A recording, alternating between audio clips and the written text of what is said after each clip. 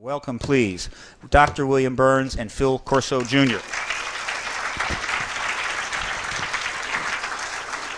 I'm going to introduce Phil, and he will reveal some startling information which can only be revealed in a workshop situation. And then I'm going to come back. We're going to play some tape of never-before-seen tape of Colonel Corso and have a little Q&A about that. Let me introduce get ready for this. This will be eye-opening. Phil Corso Jr.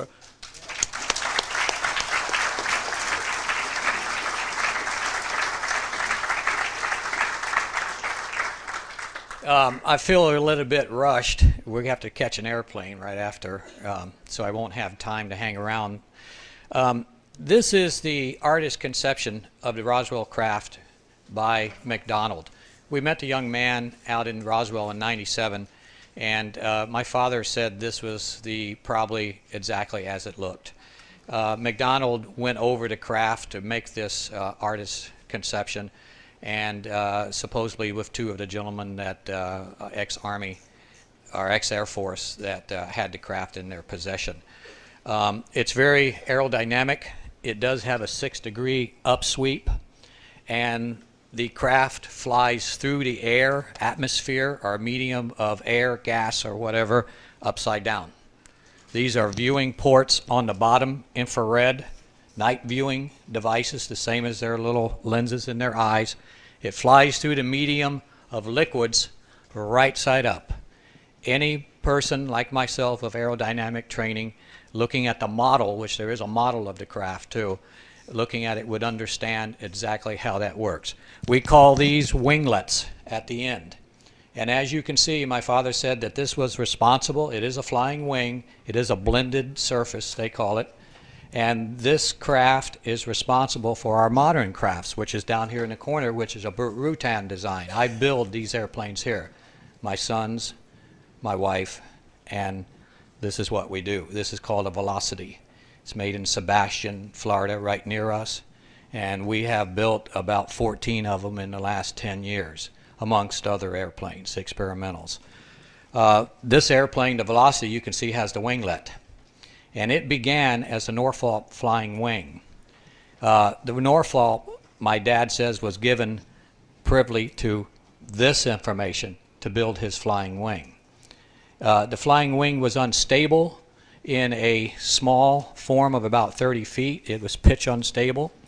The Army, before the war, began experimenting. You probably know the story of the Norfolk flying wing, but they began experimenting with a plane they called the XP-35, which was going to be a canard flyer, canard fighter. The canard comes in because they needed a place to mount the machine guns. When they mounted the machine guns in the nose of the XP-35, which was a version of the Norfolk flying wing, they added the canard because it was pitch unstable in a small form. By the way, I've worked out in Chino, California on the flying wing and know it in detail. I'm not here today to talk to you about anything but this craft. Now, it may be boring to some of you ladies, but to us men, we can love our Harley Davidsons as I do, and I do truly love this ship. Someday I hope to build it again. We're going to talk about that word again.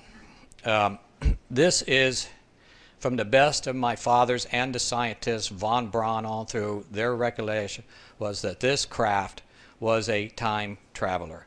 Time is a word that is hard for us to understand. No one in this room will understand it, including me. It's infinity. Turn the 8 sideways, and it's infinity. Our Earth has not evolved yet. We have not evolved as a species yet. We only use a small percentage of our brain. Because we use a small percentage of our brain, around 14%, let's say, because they dissected Einstein's brain, and he used about 17, 18, very intelligent man. That's about how far our Earth has evolved, about 14%. Now, I know some of you think, well, I thought we had a finished product here. No, the periodic chart shows some missing elements. Where are they? They're not here yet.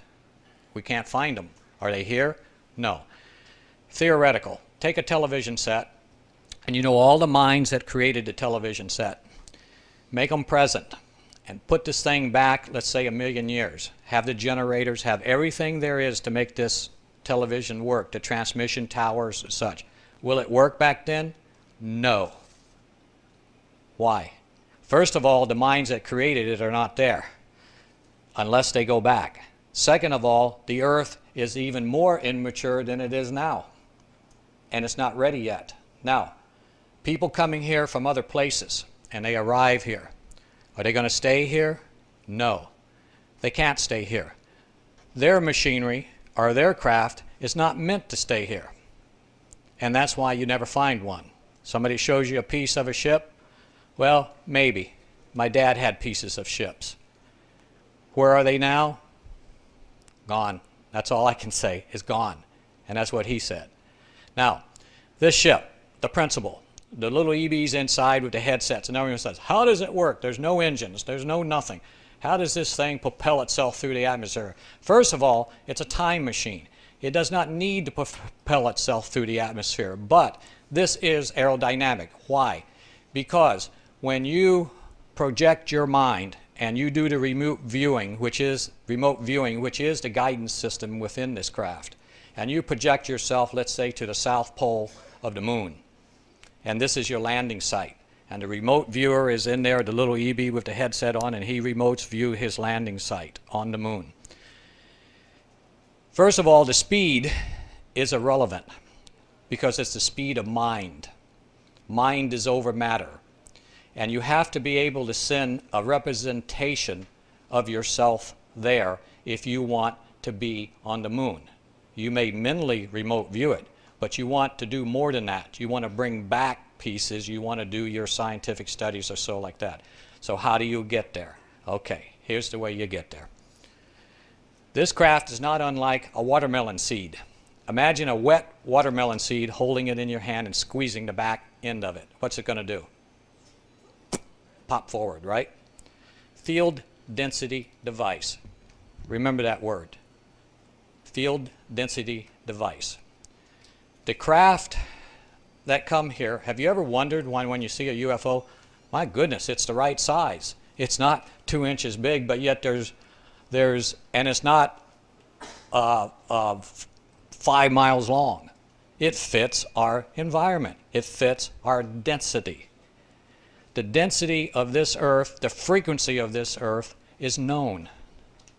If you go to another system, now I'm not saying planet, I'm not talking about classical A, B to this, from here to the star Antares. I'm not talking about that. I'm talking if you want to go to Antares, you are going to time travel.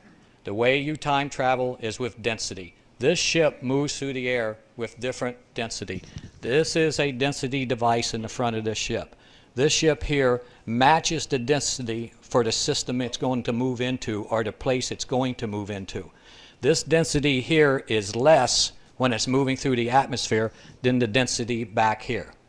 So if you lower the density here, increase the density here, you're going to move forward for propulsion. But that's not the purpose of the ship. Now we're going to get into the skin. In Dad's report, it has 6 layers of skin.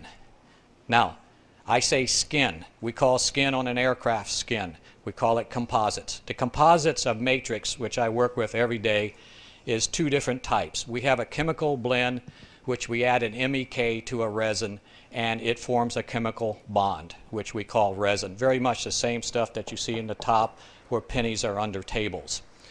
There's also another type which we call epoxy. Epoxy is a molecular blend.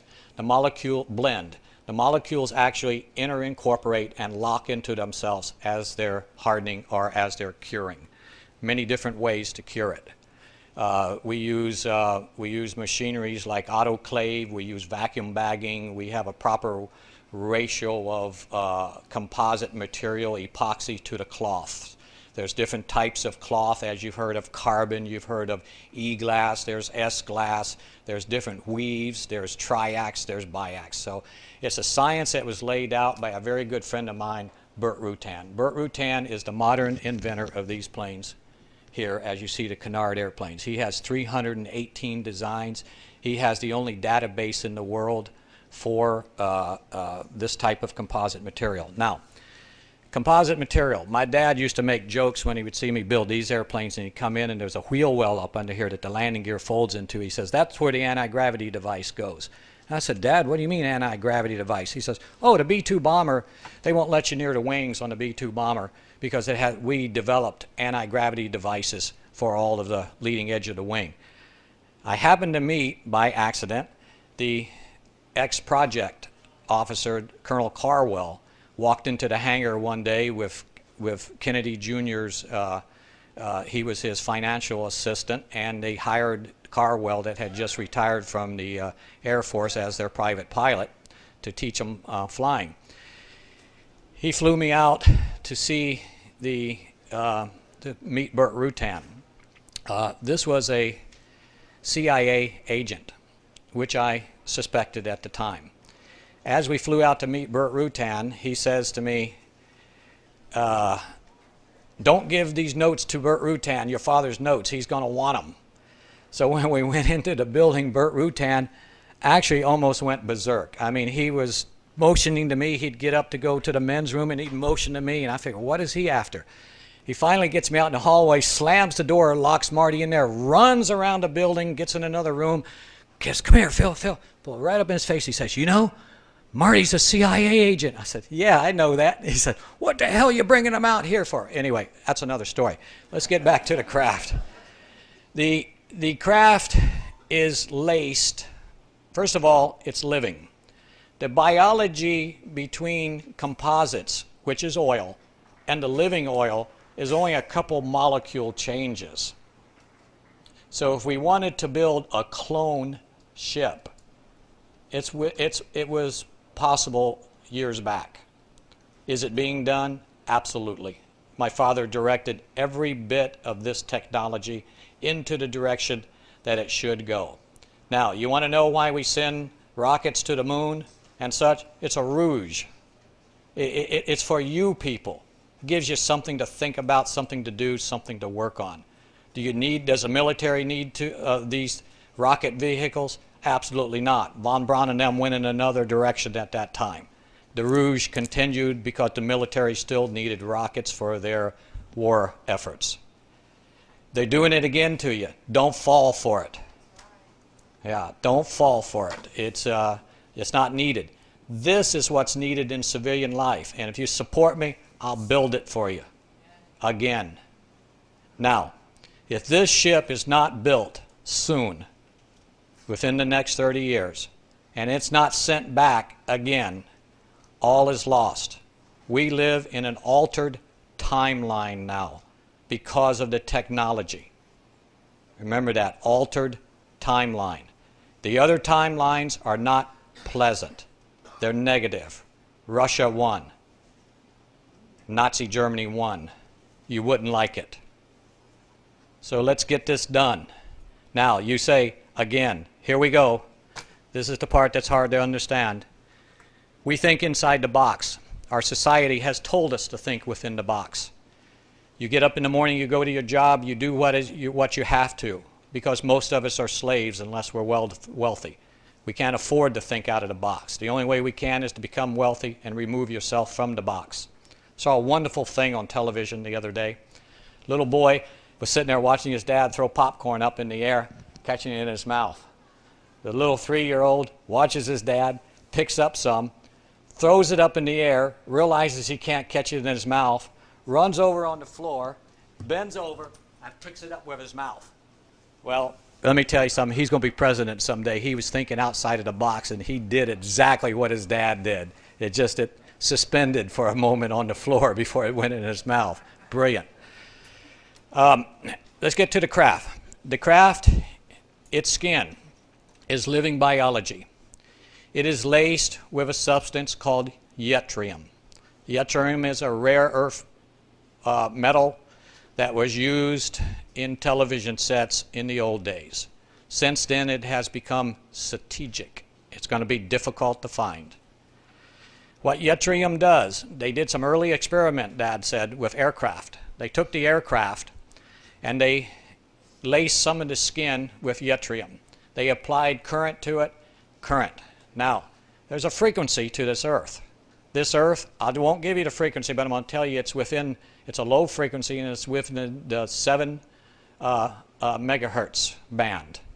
I've seen this on time experiments. I've seen it used.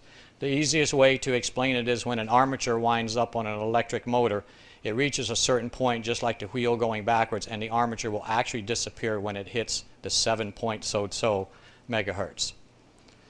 When you put that current into the yttrium, it begins to glow, and the airplane becomes opaque, and the airplane winks out, the same as the Philadelphia experiment did. Each layer of 6 skin has a reversed polarity, such as the Philadelphia experiment did, with revolving magnetic fields of a certain frequency and of a certain intensity, and there's other properties involved in it. I'm not going to say all of it right now, but my dad left it all. When we move through time, this is not a ship that you just get in and turn a key and you go there. That's classical thinking. That's our thinking. This ship has to move from purpose. To go through time, you must have a purpose. Paradox, no such thing. Paradox means chaos. This is a loving universe, a positive universe. There are no paradoxes. Paradox comes from our evil mind. Go back, kill your father, do you exist? Now, you say, that's against all scientific teaching. Yep, it sure is. Because there's only this moment. The moment before I said that is still existing.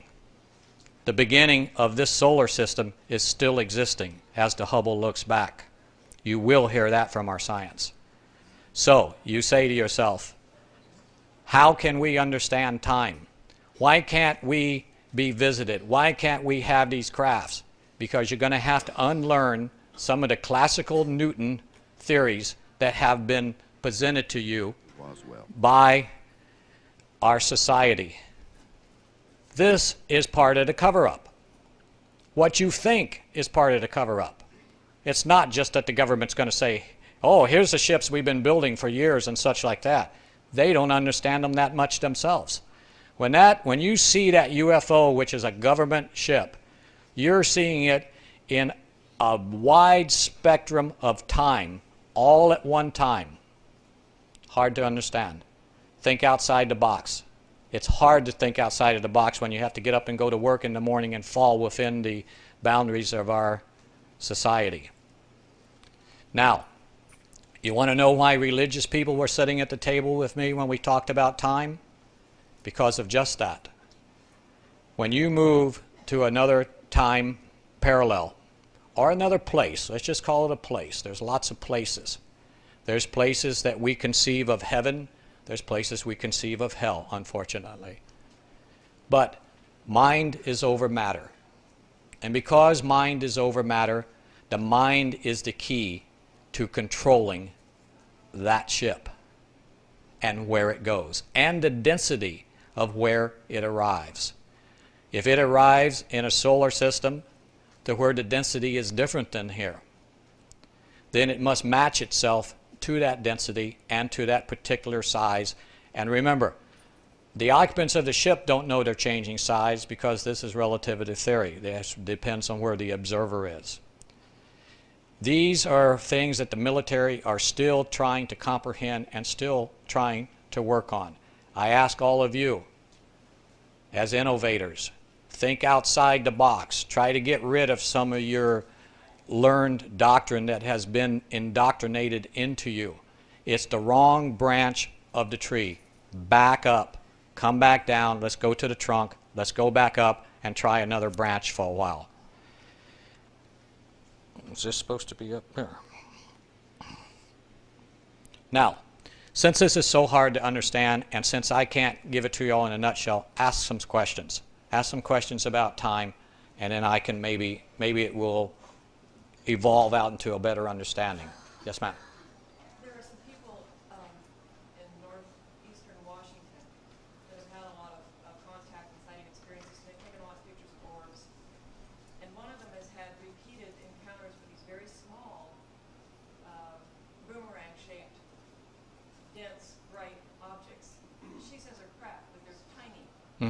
Correct.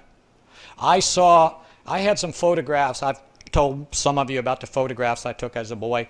I had another set arrive in the mail mysteriously and all this, but it was a small craft like this, and it had balls around it like this, and they said that was a cloud making or cloaking device on the back and some handwriting and such like that. So I saw photographs of these things. I did not take those photographs.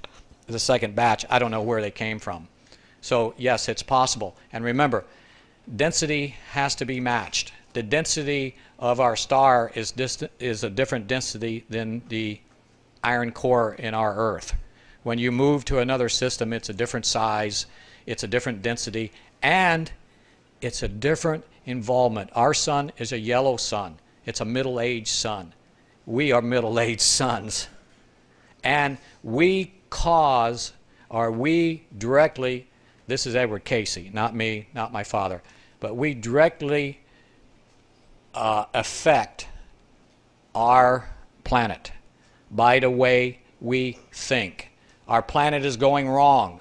We're thinking wrong. It's as much your fault as it is mine and the government's. Start thinking correctly. Don't let them sell you the bill of goods de rouge. We're not a bunch of rats that need entertained. We're not baby laying there in the crib and you have to hang up the things for them to play with. We can think outside the box. We need to understand gravity. Now, you have Einstein's theory of relativity, which is celestial. You also have quantum theory, which is your inner workings of your atomic structures. There's no unified field theory. They can't find it. No one can come up with it. They won't come up with it. It's the human mind. It's you. It's your love. Now, you're going to go to another system and you're going to hate. You're going there for military purposes. They're not going to get there. There's built-in checks and bounds within our universe. Is an alien creature going to come from another world? Are there other worlds? Yeah, possibly. Are they going to come here? No, they can't. There's built-in checks and bounds. The maturity of our planet, the maturity of their planet. If you think about it, there would be complete chaos if this advanced race could run around and affect all of the, run the prime directive of affecting the younger planets. So it doesn't happen. There's built-in checks and bounds. And this is built in by God. And who is God? God would not create any one of us any less than Him. This is time travel. How does it relate? Think about it. You don't want your children to be any less than you. So it's unnatural. You already have all the knowledge in you to build this craft, to take care of your brothers in the past. If you don't take care of the brothers, you know something? There may not be anybody else that will take care of your brothers in the past. It's hard to understand. It's hard to conceive. Yes, sir. As far as the question of time and space-time continuum, how would one figure out where the location is? Because our planet circles the sun circles the galaxy. And if you go back 100,000 years, the position of the sun and the Earth would be different to where we are now. Absolutely. What location could it be figured out? Very easy. Our planet is also expanding and moving through space, our solar system, at some 350,000 miles per hour estimated. So our relative position in 0 point is moving forward. How do you find your position? How do the clones in here find the position of what time they want to go to? Remote viewing. There's no speed faster than that of the human mind. Imagine yourself across the galaxy into a planet that you know of. You should know of the remote viewing location you're going to. It can be a coordinates. That's still knowing. You review it. You lock it into the databases. Fiber optics in this. We're different than the fiber optics we have. My dad says we caught up in to this technology, but not really, because he said the first fiber optics he held in his hands, they became glowing. They contained their own energy. The night viewing device, which was the eye lens, he held it up in the hallway of the Pentagon to see the green figures moving in the dark. It held its own energy. So we're not quite there yet. Atomic alignment was my dad's and General Trudeau's #1 mandate. We haven't done anything in atomic alignment. The atomic alignment, though, is related to the matrix of the yttrium and the living biology. Yes, sir. Can you elaborate on the frequency changes between the skins of the ship? Yes, sir. And is there a phenomenon that's happening where you have counter-rotation Yes, sir. between each one of the skins? You got it. Yes, absolutely. Very good. 6 layers of skin. Each skin has a different polarity to it at a different time. And that is your Philadelphia experiment with your revolving fields. Let's go into something else. I'm glad you asked that question. I forgot a big part of this. Field density device. Einstein states that the universe is made up of one substance, the field. Where the field is particularly weak is what they used to call the ether. Now they got a new term, big deal. Where the field is particularly strong is mass, us, our planet, the egg we're living in. When the field density device, we have field density device every day and some of you use it. The only one we have is temporary. It's called an explosion. In an explosion, all fragments move out from each other at the same time, but it's only a nanosecond. It only lasts a nanosecond, so we can't do much with it. Can you fire a bullet through an explosion? Nope, you can't, because what it has done is it has isolated itself from this field, and that's what the ship does. It creates an isolation from this field. Once you isolate yourself from this field of the Earth, then you have to install into the new field all of the boundaries that you deem necessary. You have to install gravity, you would have to install air, but the ship didn't have air. The EBs didn't, the biological units didn't need the air. But you have to put in the whatever environment you do need within the ship for the survival of the ship, you have to install. If you want gravity in there, you can put gravity into it. Now, if you created an isolated field right here, right now, in my hand, a sphere, it would go whoop. It would just flash away like a UFO flash away. Why? We're moving through space at 350,000 miles per hour. You created it standing still. Big problem. As soon as you create it, it's gone. So you better have the landing site correct. And that's why my dad founded remote viewing. In his tapes, he says they were dummies and such. They weren't really dummies. They had pretty good vision of what was taking place here. Somewhere around the year 2030, this would go back. Now, I heard this morning say a planet's coming, and this is going to take place, and this is going to take place. Hey, don't think that way. And besides, even if it is, be better off not knowing. And that's negative. You got to leave the negative out of this. That's where the religion comes in. That's where the military's having a hard time all of a sudden. Can you follow that? Does that make any sense, or I'm not explaining it right? Okay. Questions? Yeah. What is your father and what do you feel about the abduction phenomenon? Is it real? Is it actually happening? Who's doing it? I have no idea. I have my own theories. What's your theory? My theory is that if you adopted somebody, why would you put them back? So you put back a reasonable facsimile of them and keep the original, but that's just my theory. If you've been abducted, it's probably not you. It's probably a good clone representation. I don't know. I'm being silly, but I don't know. Yes, sir. Yes, you spoke about an altered timeline of the need to go back and you're going to build this again. Yes. Can you just go into that a little bit more? Yeah, it's hard to understand. I don't understand it. But let's just say that, let's use one of the theories of time, the loop system, where you keep going back and you don't know that you're reliving the loop, okay? There is a religious set that believes in that, by the way. But what we have to do is this. If we like the timeline we're in, we know that nature, no matter what you do to it, always returns. We know there's checks and bounds within the universe of black holes, and there's new creation, and there's dying stars. So we know that the nature of the earth is repeated into the heavens. Now, the loop. You say to yourself, well, I don't want to live in no loop. I want out of a loop. Fine. Mature. Mature. And you'll come out of the loop. That's what I've been told. And how do you mature? Exactly what you people are doing in this room now. You're looking outside of the box. And that's where you want to be. Remember, the earth is a product of your mind. Each and every one of you is God. Remember, in the beginning, God created so many souls. Just a number. A fixed number. So what happened? The good book tells us pride.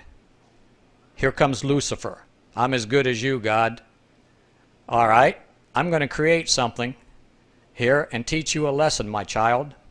And what he said is, I'm going to send you down to this place called Earth. And I'm going to let each and every one of you, through reincarnation, come back and play the part of number uno. Each one of you will have the chance to play Jesus Christ if you keep up this pride. Then I'm going to bring you back, and I'm going to say to you, have you learned anything? And you're going to say, yes, I've learned I'm equal to you anyway. You wouldn't make me any less because you love me. This is not my philosophy. This goes into some of the Eastern beliefs. So, you know, this thing of love means more than any of us can ever imagine. That's why I call this a loving machine. It's my Harley. My wife, I can love it as much as my wife. I know women, I know. I'm on a duck. Yes, sir. Do we know where this ship came from and why? Yes, sir. I'm going to tell you, and I shouldn't. It comes from the year 2032. 2032. That's when we got to build it by. What happens after that if we don't build it? The timeline returns. You won't like it. Yes, ma'am. Has he not dropped bombs and developed atomic bombs and created a ripple through time? Would he not alter timeline? Good point. Last night I was watching the film by, who's that, Bill? The speaker with the gray hair. Can't recall his name. Oh, Richard Holdeman, yeah. He says in there, what was your question again? If we had not developed the atomic Bomb. we didn't drop them, and we didn't create the ripple in time that we did by dropping the bomb, Yeah. Yeah. And you know, Richard said that we're going to put atomic, and the president says we're going to put atomic engines in space with our rockets. No, no, no, no, no. We will never do that. We're not allowed to do that. That's against nature. That ripple goes on forever, as you know. What damage does it cause? It hurts the human mind. No. When Teller was a very good friend of my father, the first explosions on an atomic bomb, now most of you won't know this, he said to my dad, Corso, we should have known as soon as we saw the mushroom come up that there was a reverse energy cloud going down through the center of the earth, focusing out the other side, disrupting our magnetic core. They're talking about the poles flipping and all this type of phenomena and stuff, but nuclear testing, nuclear bombs, nuclear anything, no, no, no, no. We have to stop it. Not in space, not allowed in space by nature. Don't do it. And besides, rocketry has to go. Rocketry is the bill of goods you've been fed. This is where it's at. Yes, sir. Wait a minute, there's two of you. Take you both. Go ahead. Have you heard of DNA and communications of cells from a person at remote distances? If the DNA is hooked up to a stress like a lie detector amplifier, and you stress the person. Well, I do know this, that my father said that the Russians did some very cynical things with remote viewing. If that's what you're talking about, that's all I would know about. If DNA remains in contact with the individual and you stress the person, and instantaneously there's a response, and instantaneously, faster than light. The other part of it is the stresses can be any kind of emotional stress. The strongest response, I understand, is by love. That's all. Well, if you've seen the Carillion photography where the finger touches the electronic photography and the person kisses and the sparks come out, yeah, maybe. Yes, sir. One of the investigating officers at Roswell said he poked his head into the ship, and when he looked inside, it appeared to be much larger inside. There you go. Now, what did your father say about that? Exactly. Yes.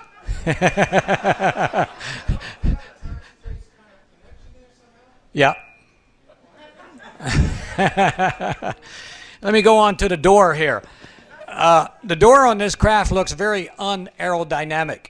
There's been tests run on it. Boy, is that thing, is not even a seam there when you do fluid dynamic over that. Very interesting craft. Just magnificent. Yes, ma'am.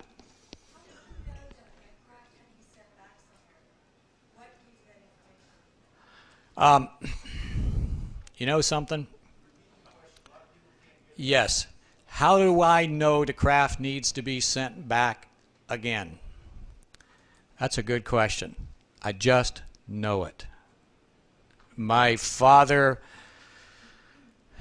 will say that something has been in the family for a long time before his father and his mother, and all the way back there has been something in the family. I guess it's genetic. I can't explain it in any other way except for I can't recall my father ever telling a lie, and he told me it needs to be done again. I would tell you this: my father never told anybody in his realm what I'm telling you all now about the time. Von Braun and Olbern had discussed time with my dad, but not in the detail that I'm telling you now. Why? Ask my wife when I was sitting at Roswell in a table with Whitley Schreiber and many others, and he turned and he says, "You ready to build the craft yet?" And I didn't even talk about the craft. That's how the man knows. And he turns and he says, "Are you ready to build the craft yet?" He says, "There's a lot of corporations out there waiting for you." My face turned red. I didn't know what to say. And I'm usually not caught that way, because if you want to hear the truth, I'm going to tell you. I turned to my wife because I said, "Save me." She turns, she thinks a minute and says, "This is not your time, it's your father's time. This is now my time." That's how I know. Because we live in an altered timeline. Think about it. If you didn't have the technology from this ship now that my father and General Trudeau so graciously put out to you, where would you be now? Take away the integrated circuit, take away the laser, you'd be equal to Russia, you'd be beat by, they had us beat. I mean, let's just face it, any military man in here knows that they had us beat. Does anybody dispute that? Okay. Who? No, the people that originally brought it here is us. We send it back. It's a wonderful experiment that unites us all. Don't you see that? Or I don't understand. Yeah, we're in an altered timeline. To try to explain it better, that timeline, because of nature, will go back. If you go past the point to where the ship was built, the timeline's going to go back. Are you going to know all of a sudden that you didn't build the ship? I don't think so. I just think all of a sudden you're going to have the things that you don't want. Yes, sir.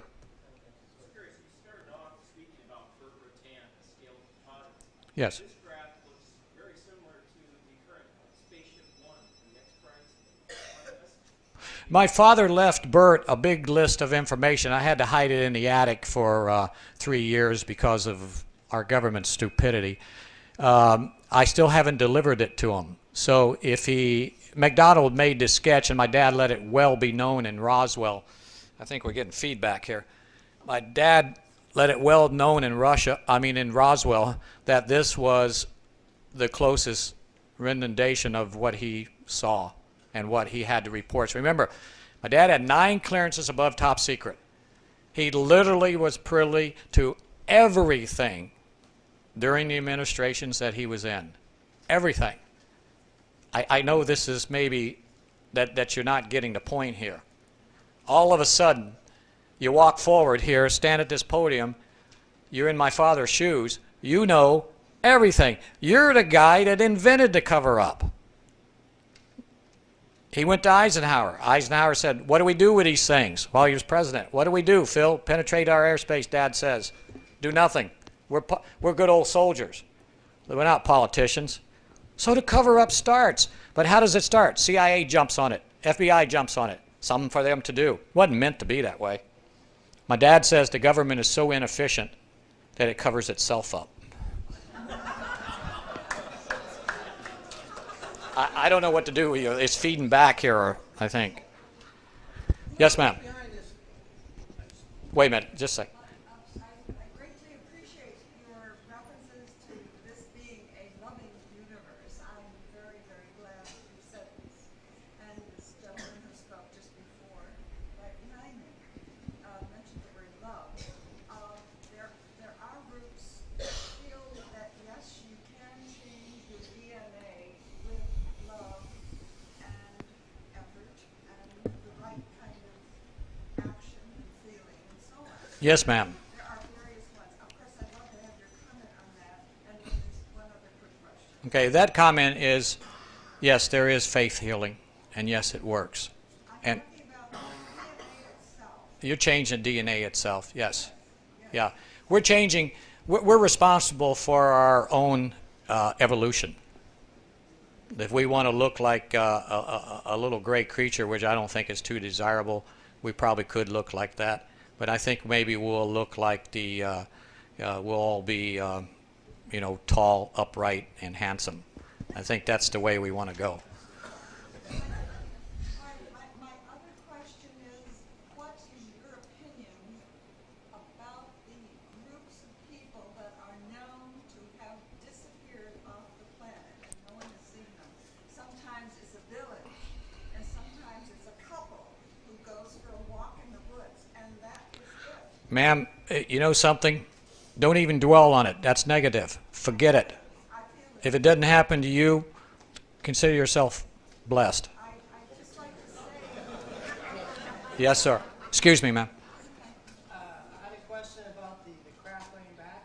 Is this a solution for us to build this craft because there's an event in the future that the people in 2032 want us to bypass and save us from that? You know something? Yes. I'm not sure if I understand your question all the way, so tell me if this answer works for you. Just imagine, you really have to dwell on this one. What if there was no Roswell crash and other crashes? What if do you realize what the technology that we have from that craft does for us every single day? You got a cell phone in your pocket, you're going to go to the hospital. My dad was dying and his stomach was full of blood. The doctor came that worked on cloning with my dad, and he says to me, your father is going to die by morning. You know what? All of a sudden, went back to the hospital. Now listen to this closely because it's the absolute truth, and I can't explain all. This thing's dying. I'm a technical guy. I should be able to fix things like that. I'll fix it. My father made a lot of reports and a lot on the internet that he got a new heart. Well, that was what he thought he should say at the time. The doctor put a device in his cavity chest, and it was round and had a bunch of tubes coming out from it. Never connected a tube, and this device saved his life. It stops bleeding, all bleeding within operations. I think I can go get it. I think the doctor would probably give it to me since I've been blabbing about it. Where's it from? From the future. Now, let's talk about something real quick. There's two types of time travel. There's the time travel of the ship and a machine, or a living machine. There's also time travel phenomena that is maybe installed in our universe on purpose. And we call this, or a lack of better understanding, a lack of a better word, we call it the Bermuda Triangle. We call it magnetic disturbances. And can people move through time, or have people move through time by accident? Probably, because in my aerodynamic little world, the Wright brothers made a propeller that was 89% efficient. Computers today still haven't improved on it. the airfoil on their wing for the weight of their airplane and the speed is absolutely perfect. How could they do that? I don't know. I think they were time travelers, maybe caught up somewhere and moved back. You know, maybe it's natural. Maybe that's the way that God intended for us to take care of our brothers and take care of ourselves, by bringing these technologies and making your life a little bit more heaven-like on this earth. That's a guess. That's a theory. Don't. This craft seems so fantastically complicated. Who besides yourself is working on it? I don't see this happening in 30 years. My dad said in research and development that every year that went by, there was more technology invented and found in that year than the year before and all the previous on the earth. That's how exponentially it goes up. Well, I believe you with that. It's just like you're saying. We have cars, but essentially they're just fancier looking cars, but they still have the same pistons in them. Mindset. My dad had a car.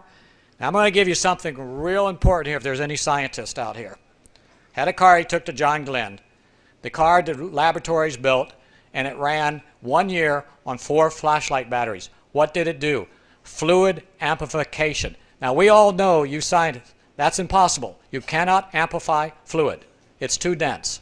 It's 32 times more dense than the air media. It cannot be compressed.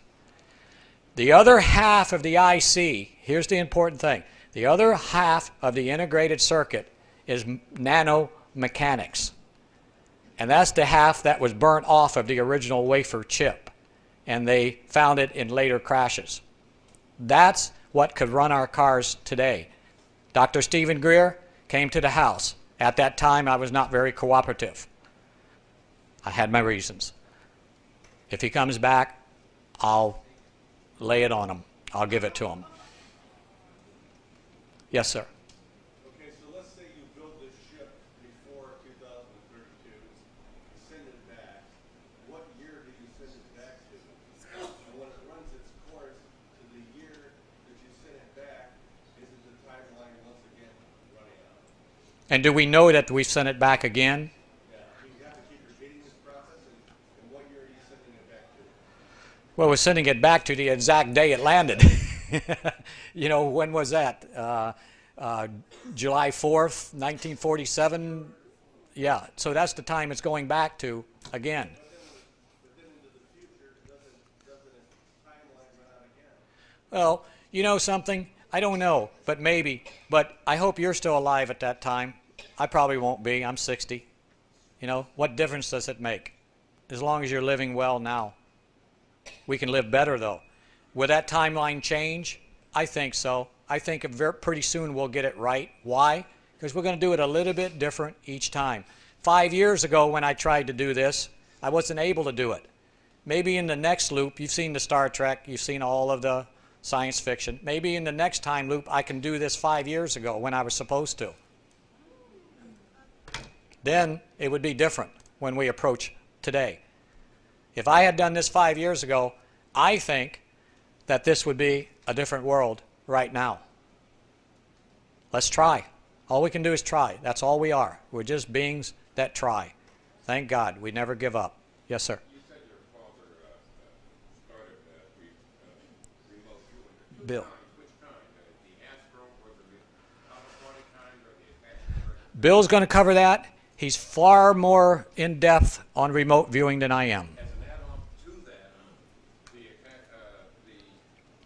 remote viewers, technical government people, out of that, you know, all of them lose track of time or can't penetrate time shortly after around 2012. There's a gap. No to 2012. I had an argument with a fella this morning. Ain't going to happen. Don't let it happen. Doesn't need to happen. Well, what happens to do with you sending the ship back? That's going to work out. Well, yes, I understand. That's why it's not going to happen. See, I've already told you something that's very disturbing, and you haven't figured it out yet. Just the fact that you know we can move forward to 2032, don't go out and do dumb things. I've changed your life, if you believe me. So don't do it. That's why we're not ready yet. That's why we're only 14%. That's why the egg is only this much developed. We're not ready yet. Be careful. Don't go out. I knew that as a young man. I knew the age that I die. I know when I die. I know how I die. Now, is that a curse? Absolutely. I went out and abused it. My wife will tell you. Liz, did I abuse it? Where are you? Oh, she went to get my stuff. I got to fly away. Okay. Car's leaving. Ladies and gentlemen, thank you very much.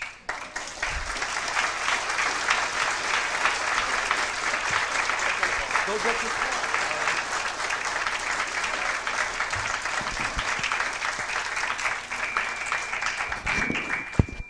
Just want to pick up that quick question on remote viewing. What Paul Smith is coming out with a book on, he was one of the remote viewers, and he's coming out with a book this October, coming out from Tor Forge. We're going to be covering it in the magazine, and he's talking about a lot of things. What Paul Smith mentioned was that, to answer your question, that when remote viewers were tasked to go back to certain places, what they found out was that, and they didn't know this at the beginning of the program, was that they were able to travel in time as well as going to geographical locations that the coordinates had pointed out. So they would go to various places and suddenly find themselves in the future. And Ingo Swann, who was kind of the philosopher of the program in the very early days, one of the things Ingo Swann said about why remote viewing works was that he used the word matrix, and I know that's a very overused term, but the matrix of the living and the non-living, and that's exactly how Ingo described it, and said that the reason remote viewing works and the reason that you're able to traverse time as well as space is that at the very beginning, in other words, at a point prior to time, time is a constructive matter. So at a point prior to time, there was a singularity. And in that singularity, every piece of matter, every piece of mass, all energy was combined into one monodimensional, I mean, if that's a term that makes sense, a monodimensional entity.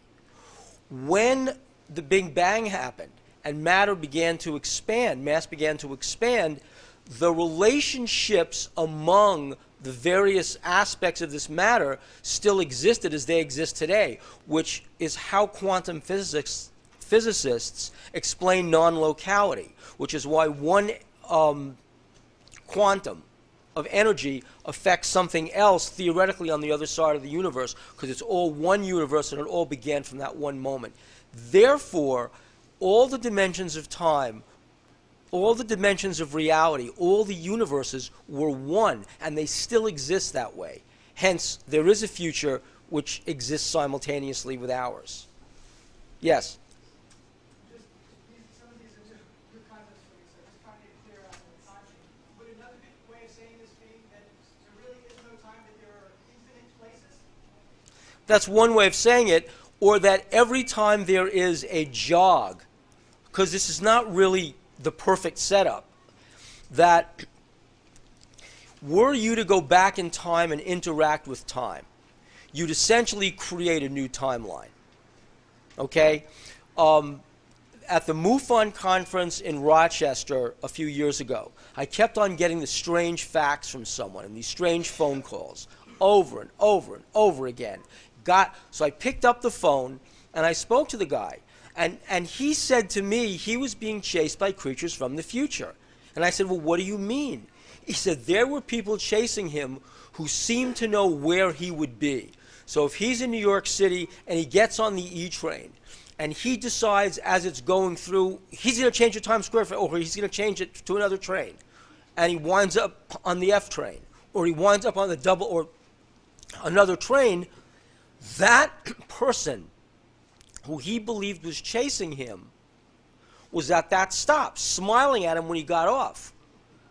And he said one day he was sitting at Bryant Park in front of the library on 42nd Street, and this person walks by and said, you can't hide from us. Now, there's a whole backstory about his brother being in the CIA, and I don't know if it's true. Okay, I can't vet this for you.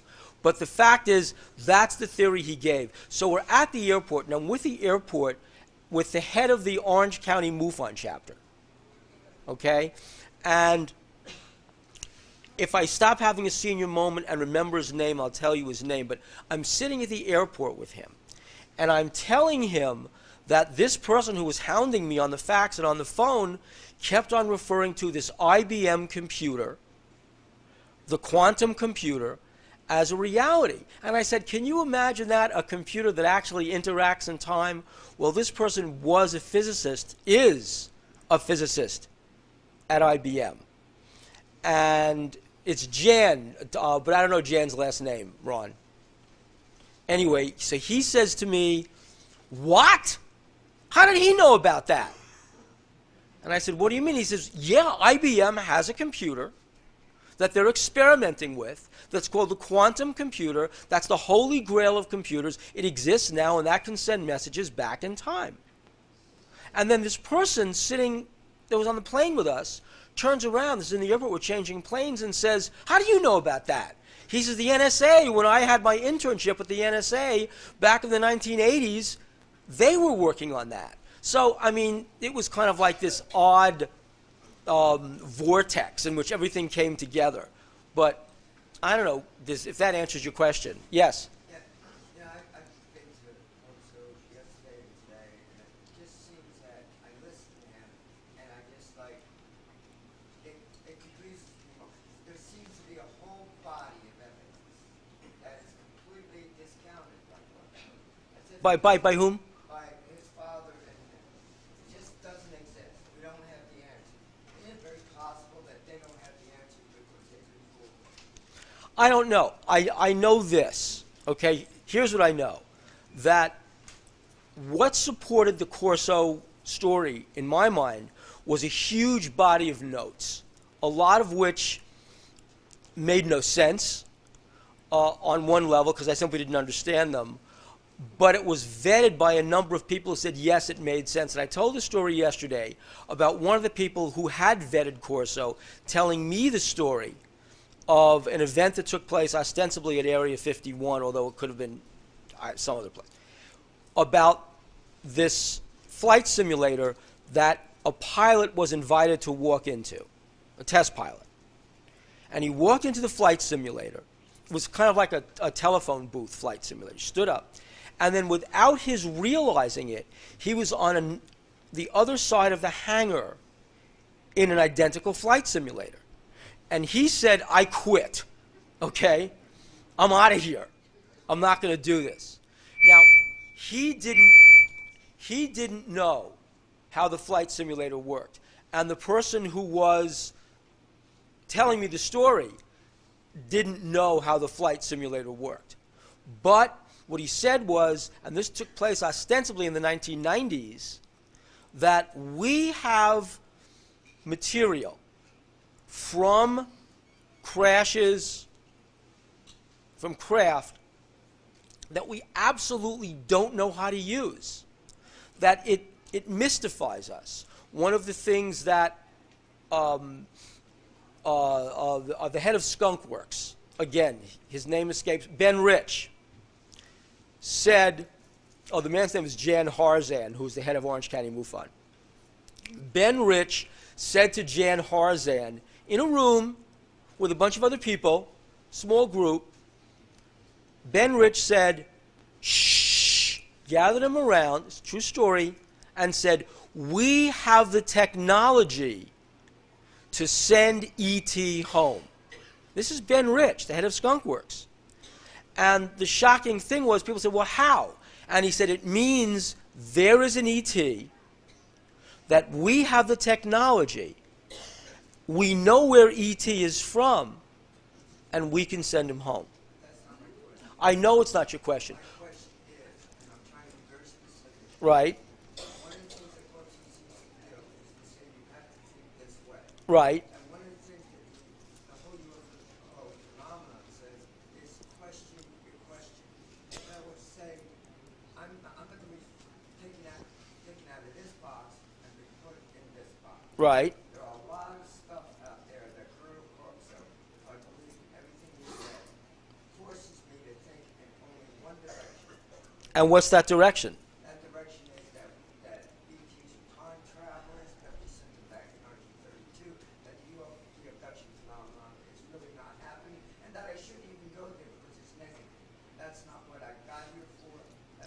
Well, you know what? Then to answer your question bluntly is to say this: what you came here for is what you came here for, and what the facts that you have and that you're digesting are just as real as anything else that anybody else is telling you. I'm not saying you have to think a certain way or not.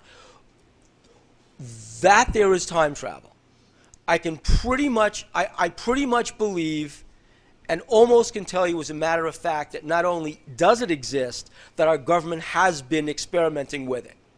That time travel is a factor in how the alien craft was navigated and propelled. Whether it was specifically through only remote viewing, I can't tell you that. I know what was in the debris that Colonel Corso had, and I kind of know how the emitters worked and what's been said since, and what happened about element 115 and how element 115 stopped a candle from moving at Area 51 when they did the experiment, and they realized that's why the saucer seemed to skip. So I can talk to you about that pretty much because I know that stuff is pretty much true. That's not disinformation.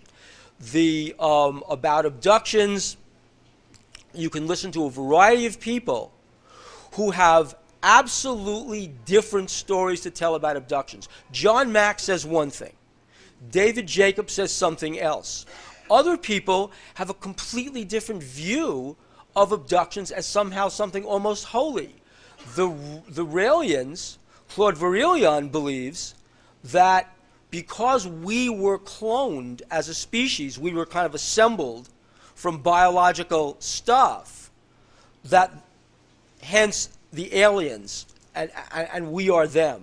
Other people at Area 51 have said exactly that. This person, George Hoover, who was the Corso person from the Navy, said the deep, dark secret that at least the Navy knew, and he assumed the other military knew, is that these were not creatures specifically from another planet, and I keep saying per se.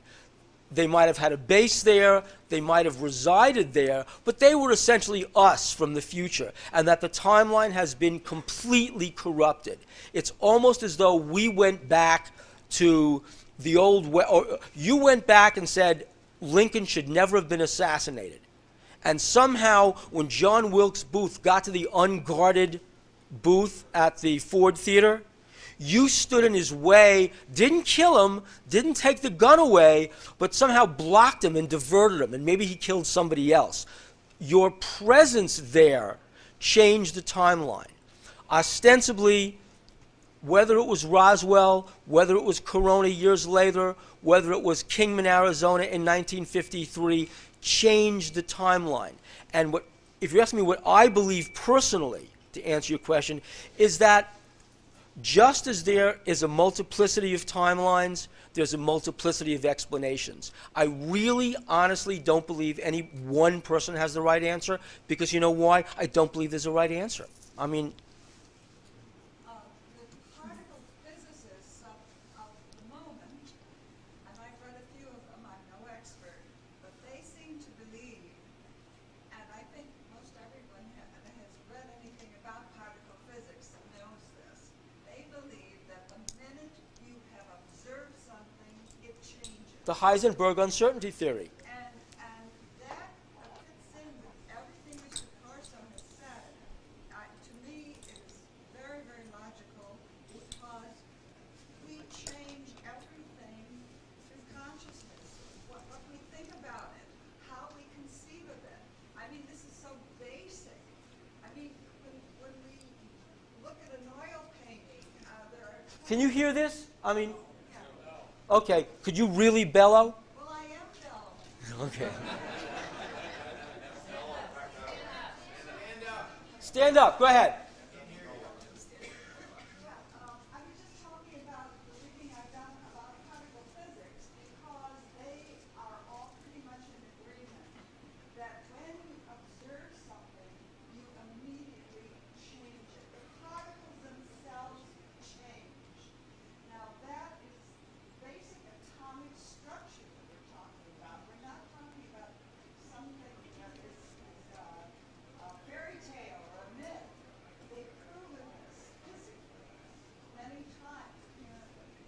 So, I mean, this is at least one of the basic So in other words, what you're saying basically is that because there is a Heisenberg uncertainty principle, that because the very act of observation changes what you're observing, that somehow this allows, if I can extrapolate from what you said, that this allows for a multiplicity of realities, because if 10 people observe the same thing and the uncertainty principle applies, what you have are 10 different changes.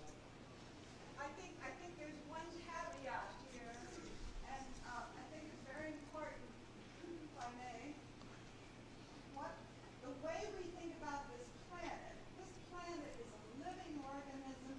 Many people feel this. This is the Gaia theory. I believe in it. I think it is us. And we're created here to understand who we are and who this planet is. Well, let me interrupt you for 1 second, because there is a division, and I'm going to get to both of you. There is a division in the world of ufology, okay?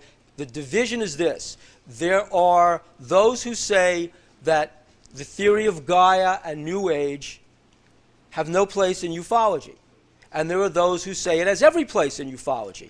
And because I publish UFO Magazine, which I hope you all subscribe to, because I publish UFO Magazine, this is a debate that we engage in at every single issue's editorial meeting. Every single editorial meeting, there's this debate. Why should we, a science magazine, be dealing with New Age, and why should we have concepts like love and this and that? And why? We're in UFO Magazine. Another group says, don't you understand? That's the premise of UFO Magazine. It is New Age. Go to the bookstores. Where are all the UFO books? They're not in history. They're in New Age. So that's something that we debate all the time. Let me, if I can, bring it together. What Ingo Swann said, and I'm not thinking of him as a great guru, I'm saying that sometimes somebody can bring together science and spirit into one moment, and when that happens, it explains a lot of things. So to answer your specific question, then get to the other two, it is this, three. It is this, that if you can take that what the remote viewers found was that there is this matrix of the living and the non-living, rocks and dirt, and basically the William Wordsworth clump of earth, as well as living, trees and animals, all they were in one matrix, is what Swann said. Not I, Swann. And that when you bounced off those numbers, the reason remote viewing worked, and does work, is that you enter this huge matrix beyond a Jungian collective unconscious, a huge matrix where everything participates. Hence, that's where you go. And that's the knowledge you share. And if Ingo Swann is right, and I don't know that he's right, but if Ingo Swann is right, it is this interface between the spiritual and the science. And the reason it's so fascinating to me, if we take it one step further, is why the remote viewing program succeeded and failed, succeeded and failed, and these people burned out. The reason was, again, working from the Gaian principle. What if you took something, this person, Paul Smith, said, when you remote viewed, there was this moment of exaltation. It was beautiful because you were part of a great link of existence. You were more than you were. You were part of this celestial link, he said. At that moment, imagine your task is to set up somebody for an assassination. That's your task. Where is Ivanov? We're going to assassinate him in Afghanistan. Imagine that's your task. Imagine weaponizing something that's essentially good. Hence, people in the remote viewing program burned out. They couldn't do it. They were taking something that was, let's say, the apex of morality and applying to it a corporeal weapon. Okay? That's why the remote viewing program ran into problems. So it's you, then it's you, then it's you. Go ahead. I wanted to ask about the news 11 dimension theory, that there are 11 dimensions that constantly exist at the same time. Are you familiar with the fact that if you influence one thing in one area, it has a ripple effect? The question is the theory of multiple dimensions, 11 dimensions, and influencing something on one dimension, influence something on the other dimension. That's like the multi-brain universe, or the different membranes. Essentially, the theory of non-locality is that if you have quantum elements that need not be in the same timeline or same dimension, and you influence one, there's an identical particle in another dimension that's also influenced. In other words, to extrapolate that, if all of us at one moment prior to time were all one, because we were all in the singularity, and it's true by definition, that had to be. If the Big Bang Theory is correct, doesn't it make sense that everybody in this room, the mass of all of us, were at one point beyond time, we were one, right?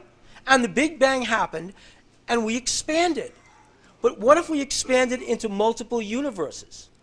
Then might there be a version of you and you and you? Maybe you have her hair, he has your shirt. I mean, maybe that's what it is. I'm spitballing. And an influence on one dimension influences another. So if I feel really bad this morning about getting up really early for breakfast because I had just a bad feeling about doing it, so I went back to the room, I wanted to do some more reading, might I not be foreseeing the future, but might on another level I've been seeing the past and it already happened? And as I said, I'm spitballing, but that would explain it. I promised you, and you had a question. Go ahead. I have to really speak loud. Speak up so we can pick it up on the tape. Related to time. So if the timeline is not going to change, what is the experience that everybody on the planet has in that moment? I mean, Well, is there a change I don't. or is there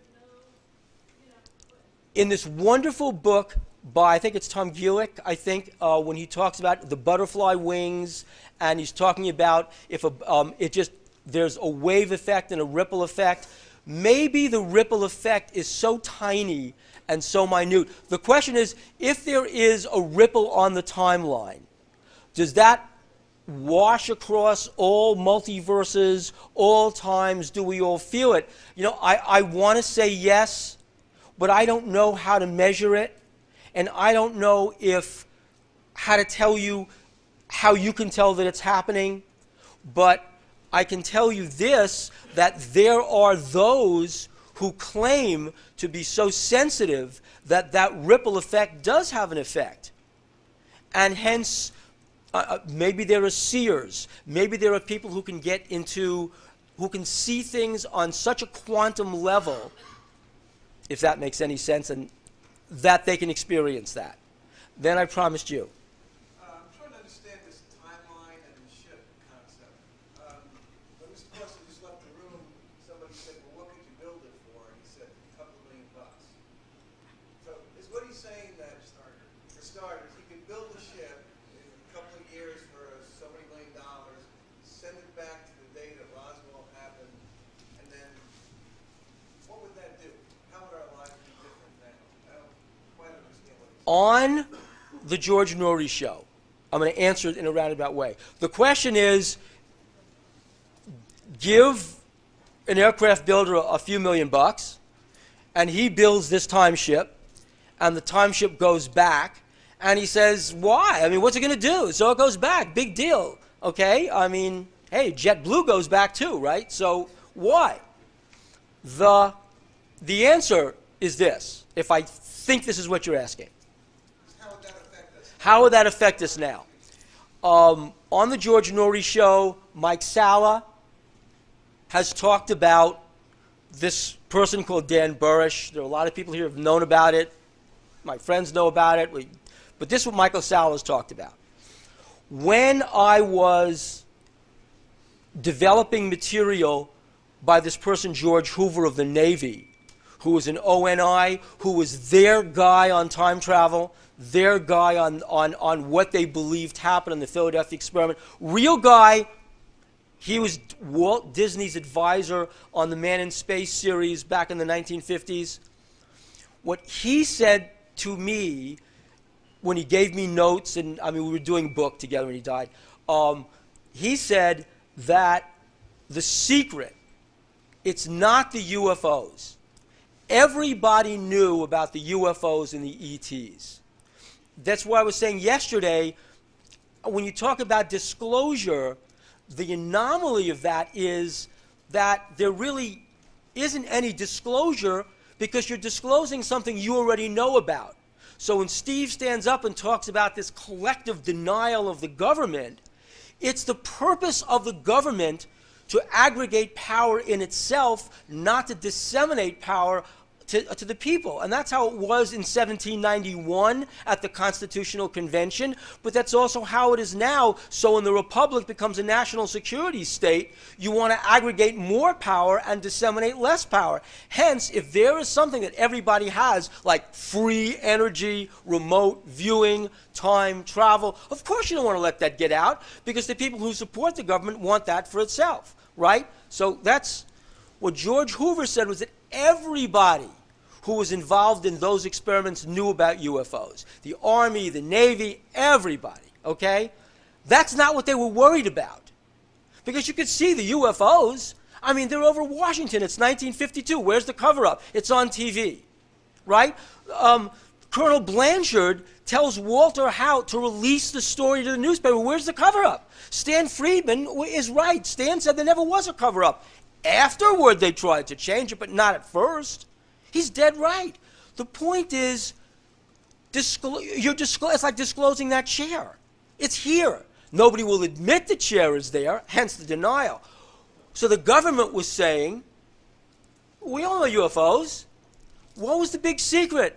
The big secret was time travel. They don't want you traveling in time. You know, I mean, it's 1957. Your father gives you, you're 13 years old. Here's, son, here's the Ford Fairlane 500 convertible with the T-Bird engine. Go rev it up on Route 66, and there you go. I mean, you're going to do more damage. So at a certain point, time travel ain't the greatest thing for people to go bouncing around the universe about. But what Hoover said is they did. Who's they? The theys from our future. They did. They came back. And when you intersect with a timeline, you change the timeline. That's like a kind of a macro version of the Heisenberg uncertainty theory. Your very presence affects it. That supposedly is the big secret. It ain't the UFOs, it's the time travel, and the guys with the big eyes or the this or the that, whatever, they are us. And so therefore, if somehow we can go forward, we can go into their time, maybe there can be a reconciliation among the times. Maybe. And then I promised you. Well, Mr. Corso seemed to dwell in a very positive world.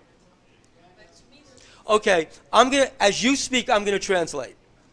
Phil Corso lives, he said, in a very positive world. he said that paradox was an evil. Paradox is an evil. But to me, there's a paradox between his craft and the beings that were in the craft. Yet the craft itself and the beings that were in the craft are a paradox. The greys that were in the craft have a very bad reputation. The Greys have a very bad reputation. He also seemed to say that this craft needed to be propelled with love and full. And you should all subscribe to UFO Magazine. Oh, I'm sorry. And the craft seemed to be propelled with love.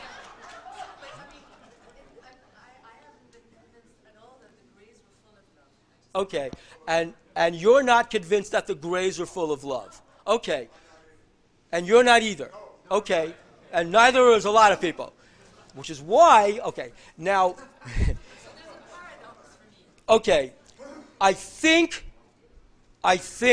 I'm not, I think what's going on is that for Phil Jr., a paradox is somehow inherently evil, bad, okay? Because it's a clash of things. But if you don't define a paradox as essentially bad, let's say that you're saying a paradox is simply different things exist at the same time that kind of deny each other's existence, or the logic of one refutes the logic of the other. So you're going back to the past and meeting your mother is paradoxical, because really the question is, how could you go back before you were born to meet your mother before you were conceived, right? That's the nature of a paradox.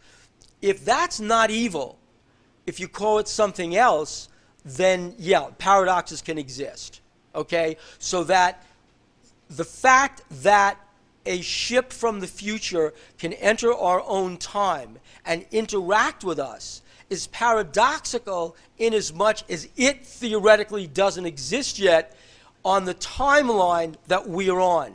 But what if there's no such thing as a past and present and future, and the only reason we define them as such is that we don't see beyond our own dimensions?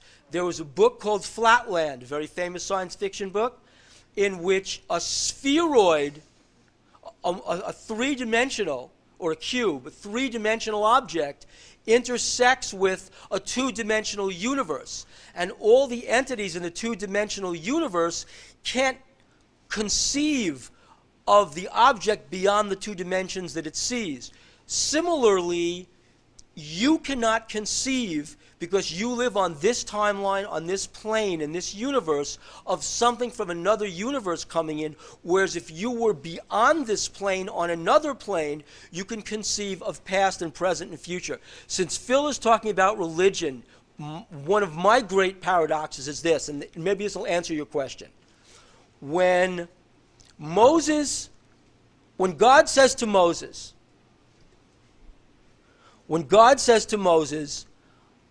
you are going to go to Pharaoh, and I will harden Pharaoh's heart. Remember, that's in Exodus. I will harden Pharaoh's heart, and Pharaoh will not listen to you. And hence, I will visit upon Pharaoh a number of plagues, the last of which will be the death of every firstborn in the land of Egypt. And Pharaoh will let you go. And you shall despoil the Egyptians. So we get a bad reputation for this. And you shall despoil the Egyptians, and you shall be let go. Well, God is explaining to Moses something that Moses really, as a human being, has trouble grasping, which is, if God knows that Pharaoh's heart will be hard, and if God knows that Moses will go back again and again and again, and he'll go and when he goes at that time, Pharaoh will say to his taskmasters, don't give the Hebrews the straw to make their bricks. So he's sending Moses to Pharaoh to get a harder time. So Edward G. Roberts is going to say, so Moses, and that's the whole point about why it makes no sense if you're reading, but you're reading it from the point of view of our own limited existence. And so the Rebbe say that if you look at this from beyond our timeline, beyond our existence, there is no paradox in Moses going to Pharaoh and getting shot down again and again and again until this devastation happens. Hence, from your perspective, it makes no sense for our craft to go back to the future, because there is a future for our craft to go back to, and for it to come here because there is a past. Yet, beyond our existence, and I can't even conceive of beyond our existence, all those times are one. And it makes perfect sense in a multidimensional universe for all this to be happening at the same time. Yeah, but on a spirit level, terror is not good. So when you On a spirit level, terror is not good. I mean,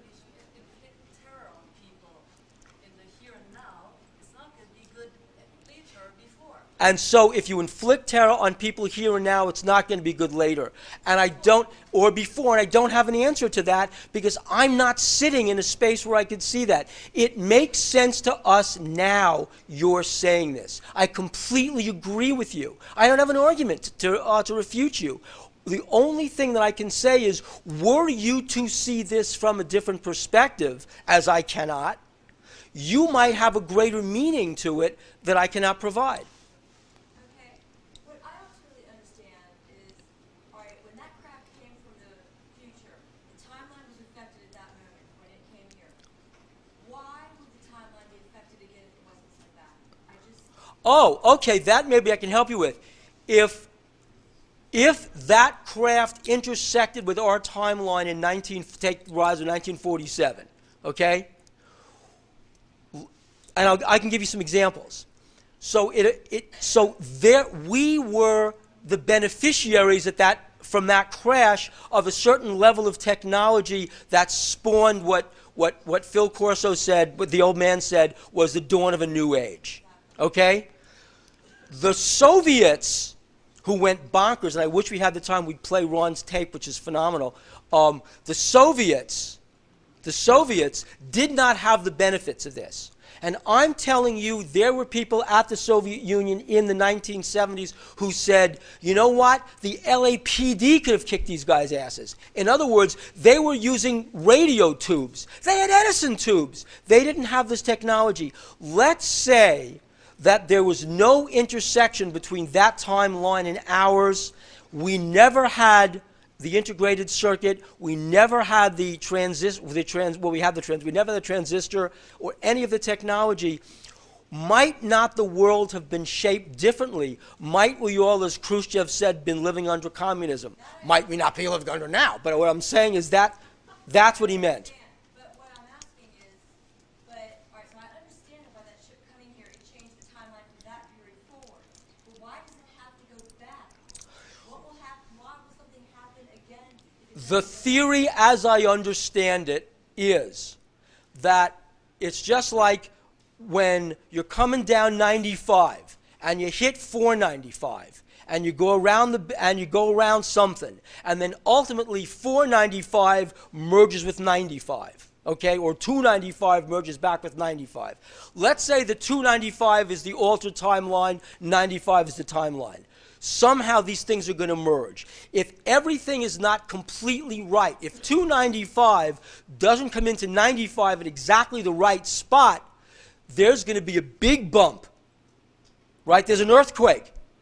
495 is down, 405 is damaged. The freeway is damaged. It doesn't come back to the 5 the right way. You go off the freeway. That's kind of in the most mechanical terms how I conceive it. If that ship, if everything that was the matter, the mass from that future timeline does not go back at that intersection, perhaps there will be no intersection. So the matter has to go back to its Yes, that's what I think is going on. Stephen? Steve's making an executive decision. Everybody shut up.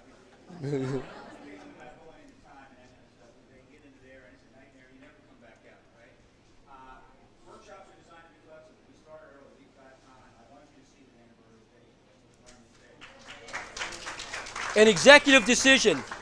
Here's the executive decision Steve didn't make, okay? It's 2002. Steve Bassett's running for Congress, right? Now, he's running for Congress out of this district, which is Montgomery Township, Montgomery County, whatever it is. At the same time Steve is running for Congress, the Beltway shooters are down here creating havoc. And so the executive decision should have been that the book I'm going to write is about what it's like to run for Congress on a UFO platform while the Beltway shooters are taking out people on either side of me. I mean, talk about bizarro world. That's bizarro world. Someday you should get Steve to tell that story. Ron, do we have the tape? They're working on it. More questions. We need to make a quick announcement. We forgot to get the tickets for the workshop before you came in. We need them for our bookkeeping. So before you leave the room, can you please see us at the doors? Yeah, 100 people left already. I want that. Okay. Uh, can the remote viewers see outside of our system? And the answer is yes, if you believe there are limits to the system. Yes. But do they change do they change the timeline when they go out? No, because they don't manifest themselves. My wife has solved the paradox.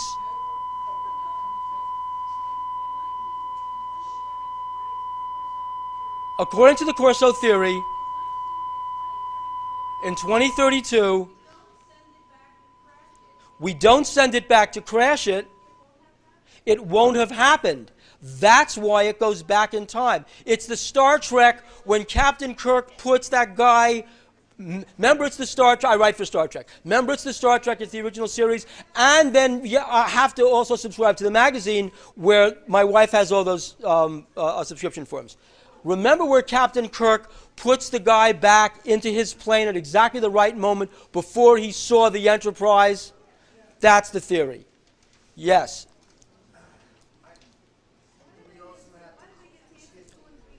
Okay, you know what? You're right, and you're from Long Island, so I know the accent.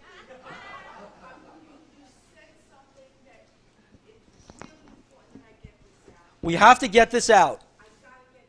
She's got to get it out.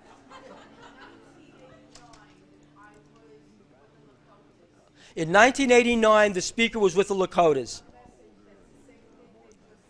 And she was given a message that's, because they can't hear you, that's the same thing that I'm saying, which is? White man is working on one timeline. You must bridge over and understand the integration. And when you're able to do it, and I can't believe I'm saying this. Go ahead, say it. They brought me back. You. They brought me back, and I witnessed it. I'm being very honest. And as somebody who worked with me, I know what I saw, I know what I experienced, and I know that I came back. They showed me a place, and they gave us the warning, the same exact thing. The Native Americans knew this. They always knew it.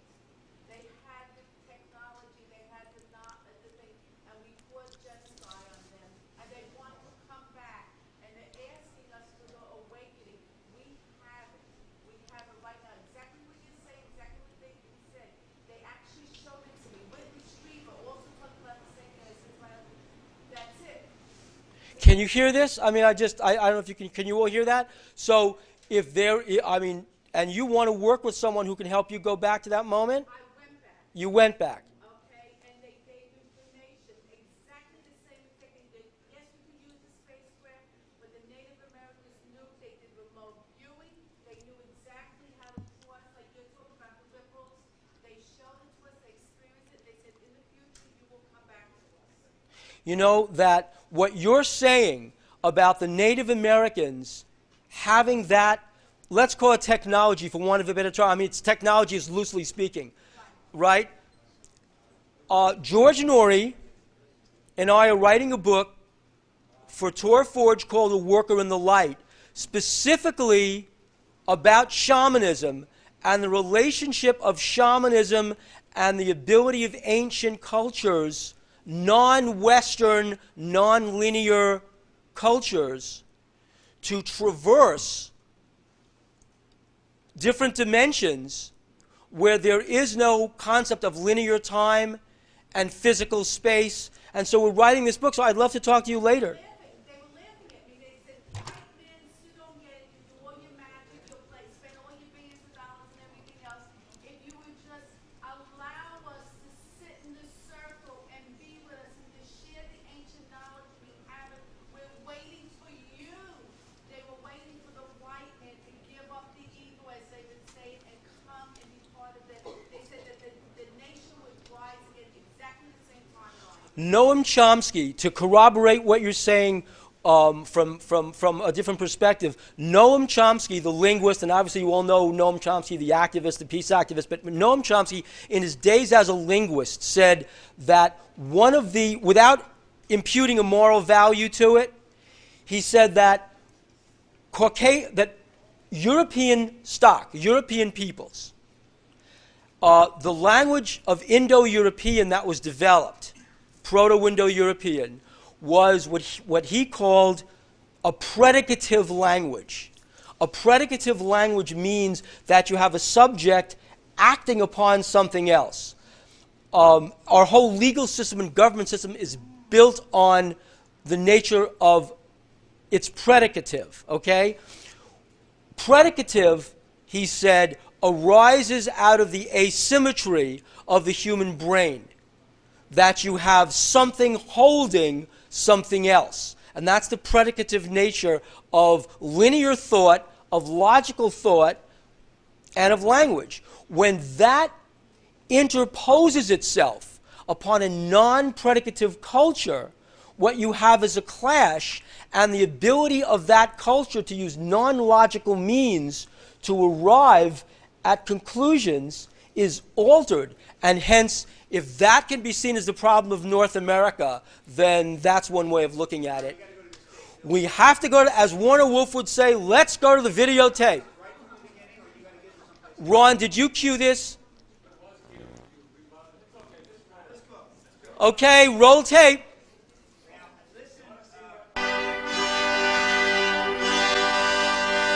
We'll do questions afterwards. Light, let there be darkness.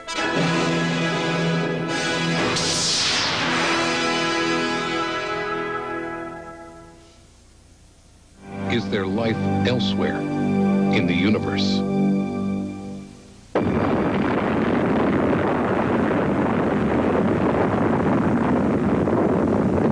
Many believe the UFO story began here with the atomic bomb.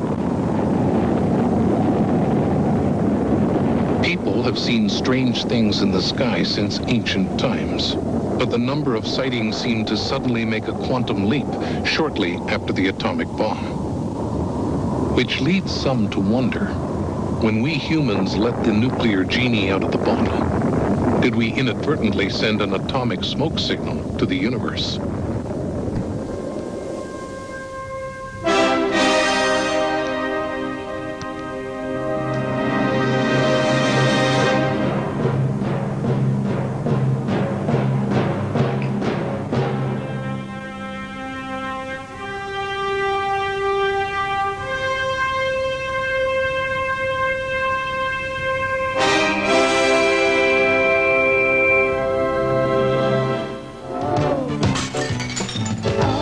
What is it that makes a city stand out in the history books?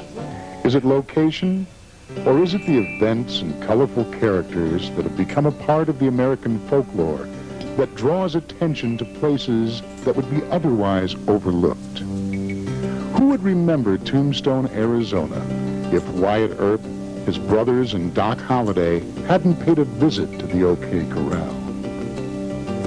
Menlo Park, New Jersey would be nothing more than another small town if Thomas Alva Edison had chosen another area to light up with his genius. And Plymouth, Massachusetts would have been just another East Coast town with a little rock if it wasn't for the Mayflower. Some areas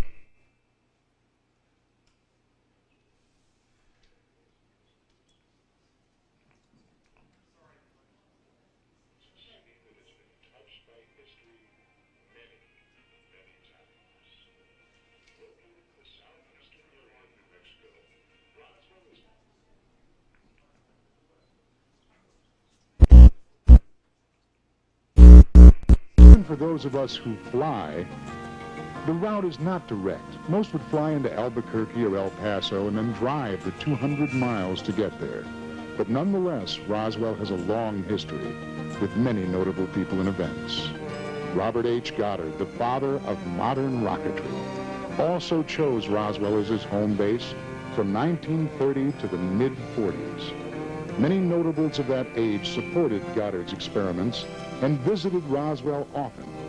it was not uncommon to see the likes of Charles Lindbergh or Harry Guggenheim walking down the main street of Roswell. In 1935, Goddard became the first man to shoot a liquid-fueled rocket faster than the speed of sound, and that rocket was fired from his lab in Roswell. Roswell was also the home of the Roswell Army Airfield. The airfield played a vital part in the ending of World War II. It was part of a top-secret test complex. The Manhattan Project was in full swing, the creation of the first hydrogen bomb. New Mexico was the place, and the Roswell Alamogordo White Sands complex was the center of it all. When the first atomic bomb was tested at the Trinity site, about 100 miles from Roswell. At the end of World War II, the Enola Gay, her crew, and the 509th Bomb Group moved to Roswell, making the Roswell Army Airfield the only nuclear strike airbase in the world. As you can see, Roswell was touched by history more than once. But none of these events or people that we have looked at are the reason that Roswell, New Mexico remains in the history books. If you visit Roswell today, you may find it interesting that billboards and signs around town have the image of a flying saucer or a UFO on them. What makes a good soldier? Now that the Cold War is over, many former U.S. military officers who were privy to top-secret information about UFOs are choosing to set the record straight. At Roswell's 50th anniversary, the highest-ranking officer yet, retired Colonel Philip Corso, released his much-anticipated The Day After Roswell, in which he reports having actually witnessed one of the dead aliens while on duty at Fort Riley, Kansas in 1947. He later went on to serve in the National Security Council under President Dwight Eisenhower and in the Army's Research and Development Department under Lieutenant General Arthur Trudeau. Are the aliens still a threat, and are there more than one race coming here? Well, we thought that these aliens were clones, built specifically for space travel. And they were many of our flying saucer experiments have failed because of the guidance system. We felt they were the guidance system. They were part of this trip. And we also felt they were created by superior race. I think if scientists takes a hand in it, they can look at what we know about the extraterrestrials. And we know quite a bit, but we don't know enough. Countries in Europe are taking this very serious. They're not like us here. They're not going to put out stories that there were dummies came out of the air or people with big heads. Those people are a little more serious about this than we are. Retired Colonel Philip J. Corso, a member of President Eisenhower's National Security Council and former head of the Foreign Technology Desk at the U.S. Army's Research and Development Department, recently came forward to reveal that he led a double life while in the military. On the outside, he researched and evaluated weapon systems for the Army, while deep inside the Pentagon, in his memoir, The Day After Roswell, he was responsible for the Army's most deeply guarded secret, the Roswell Files. I had the evidence that a crash did happen here. Stalin gave orders to get this information that came out of Roswell to some of his top scientists and agents. That order went out. And we knew that in the special intelligence that I was in the Pentagon, which was very closely held. KGB trying to penetrate that, but they never did. According to Corso, the military seeded the industrial complex with components discovered in the wreckage near Roswell. He says that ultimately, these gave rise to today's integrated circuit chips, fiber optics, lasers, and stealth technology. The retired colonel recently made an appearance at the 50th anniversary of the Roswell incident, and when asked about criticism from skeptics, he responded. I asked him this, were you there with me? Were you part of this? Were you cleared? Did you have the clearances? They can't answer those questions. All they do is criticize with no evidence. The message in my book that I like to see is that the younger generation look at this and see what we did and see the help we got from outer space, and these beings exist. Give us information to the young people of the world in this country. They want to hear it. They want it. Give it to them. Don't hide it and tell lies and make stories. They're not stupid. It's their information. It doesn't belong to the Army or the Department of Defense. It's theirs. If it's classified, take the classification off and give it to them. Go. Go. Launch commit. Go.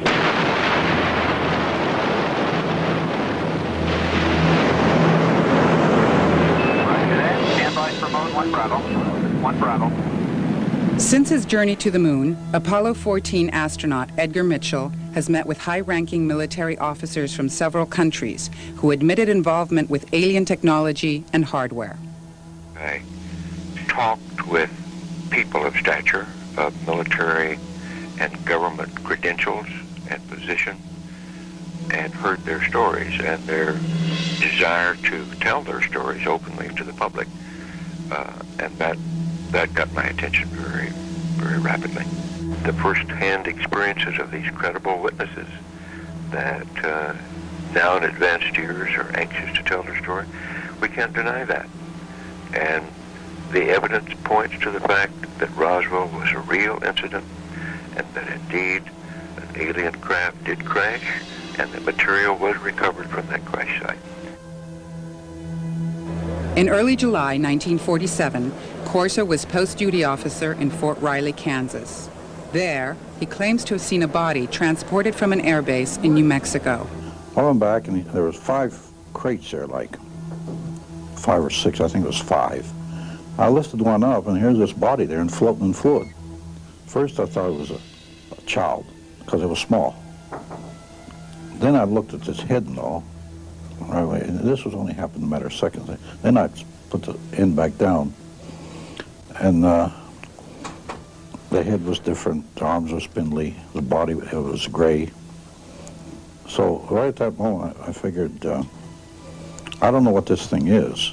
So like in the intelligence business, I just better put it in the back of my head here and wait till maybe in the future I get corroboration so I can evaluate what it is. This is kind of a closed session here, if you will. So, Bill Corso, if you'd like to step up, sir? Yes, sir. This might be best, sir. This is Bill Burns, my co-author. Well, the first thing I want to say, I was asked if I had anything to say. The book, we tried to write it as a truth as I lived it and saw it. I was very proud to say I commanded a combat battalion. I had 1,500 soldiers. Average age was 19 and a half. Those boys didn't panic. They fought the greatest armies the world has ever seen and defeated them and destroyed them. Those boys didn't panic. And the young people today are not going to panic. Let's tell them the truth. They want to hear it. They keep asking me, tell us the truth. Of course, for many years I couldn't talk. My own family, my son sitting back there, he criticized me, he said, 35 years you waited, you didn't say anything. That's right.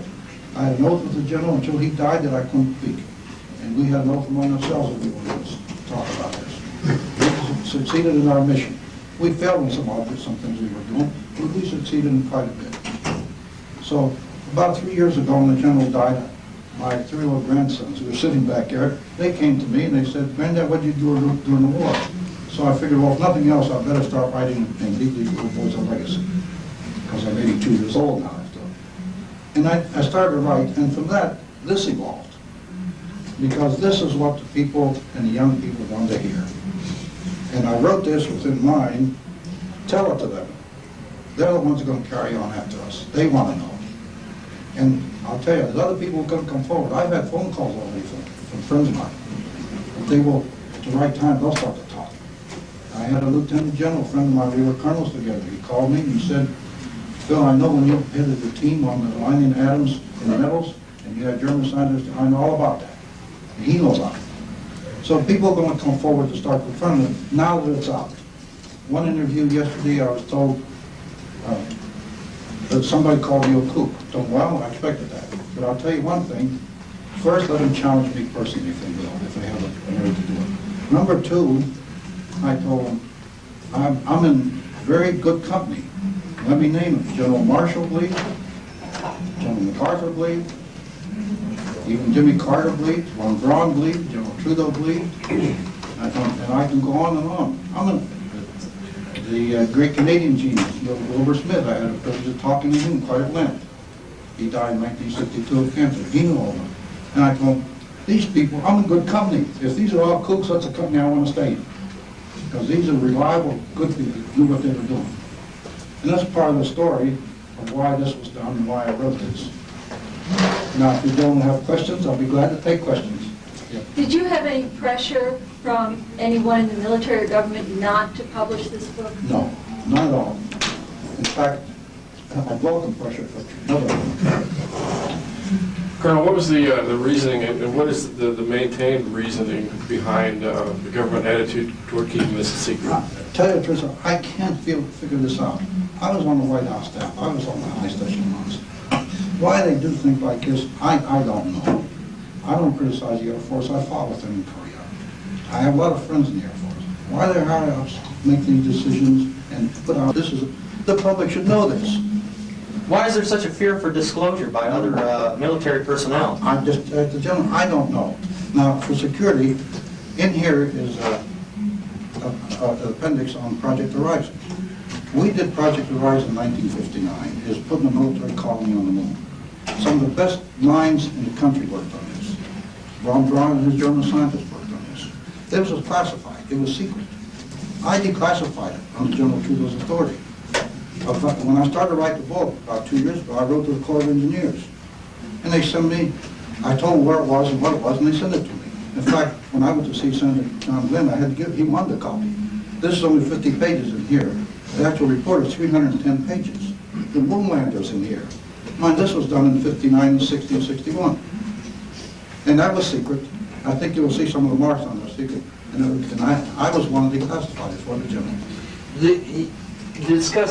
By discussing the crash of Roswell, there's other indications that there were a number of different crashes throughout Arizona and New Mexico during the same period of time.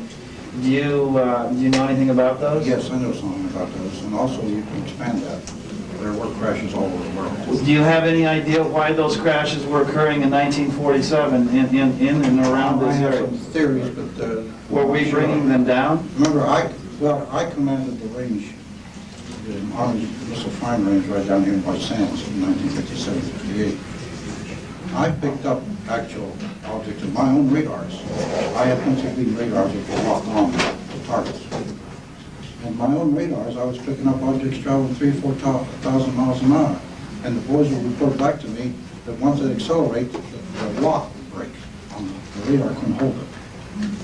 And so every time that would happen, I would call them and send me the tapes, because we had tapes which took the whole firing sequence and recorded it so we could go back later. I told them, send me the tapes, and I checked them myself. And it was accurate. There were items traveling that fast. Now, possibly they were a little bit afraid of our radars, because we had, for the time, we had pretty powerful radars. The radars that I had, for example, newspapermen came to visit me. I used to tell them, gentlemen, you can take all the pictures you want, but if you have flash bulbs in your pocket, please take them out. I can't turn the radars on if you do, because once I turn them on, they'll pop in your pocket, because those radars are powerful. Is that something similar to Project Diana that was being used in 47? I really don't know. Okay. I can go back to that. I was at Fort Riley, but before that I just come from the Middle East. Colonel Corso, General Douglas MacArthur made some statements after his dismissal from Korea that he felt the next great war would be an interplanetary war that we would be involved in. Would you care to comment on that? He said that twice. MacArthur headed a unit in Korea when I was there.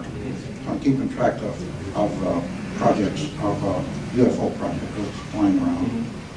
Then he got disgusted with CIA and the government. Well, the CIA just organized him. He got anxious. He got disgusted with them and wiped it out. He said, I don't want anything to do with it. And then he told General Marshall that. Actually, he got disgusted at our people back here, not at the UFOs. He was watching them. He was a believer.